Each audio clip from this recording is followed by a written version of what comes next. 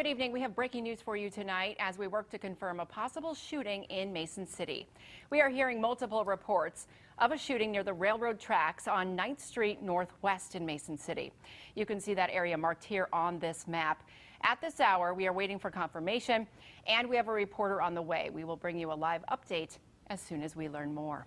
We want to go now back to our top story of a possible shooting in Mason City. Let's go live now to Brian Tabak. Brian, what are you learning?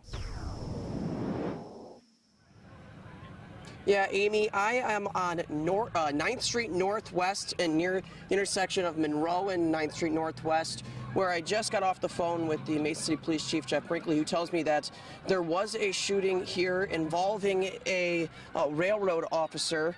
We're not quite sure of those injuries as of right now. In fact, that was about as much of the information that they can give us as they're continuing to work, investigate the scene. You can see behind me what it looks like. A lot of police officers on scene, still kind of gathering information and evidence. So we're still learning more information. Again, 9th Street Northwest and Monroe, they have it pretty much blocked off at this point. So we'll come back later with some more information as we continue to learn more. Live in Mason City, Brian Tabak, KIMT News 3.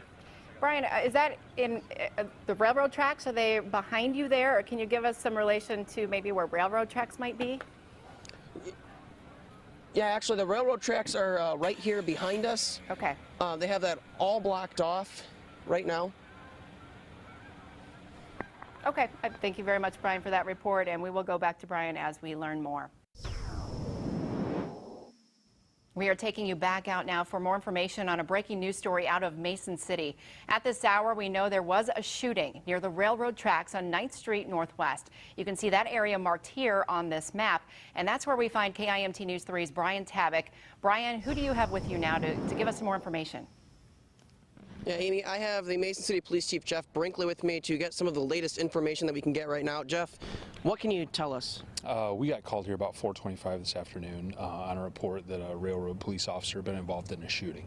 Okay. The extent of the injuries, anything that you can go into in those details as far as?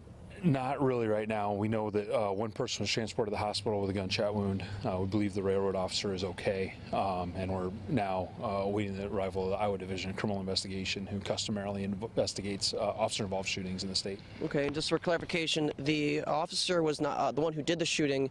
The other individuals at Mercy Hospital right now? That's correct, yeah, at the ER. We haven't gotten a condition update on that person yet. Okay, is there any other information that we will be learning at this point right now? Not right now. I think as we get into things a little bit further here, we're less than an hour behind this yet. We're working on trying to get it all put together. Perfect. Any idea when you're going to be able to open up the scene? As soon as we get the scene processed. We've got staff on the way to do that. We're working with the DCI and trying to be efficient about that, but no idea at this point on when the tracks will reopen. Perfect.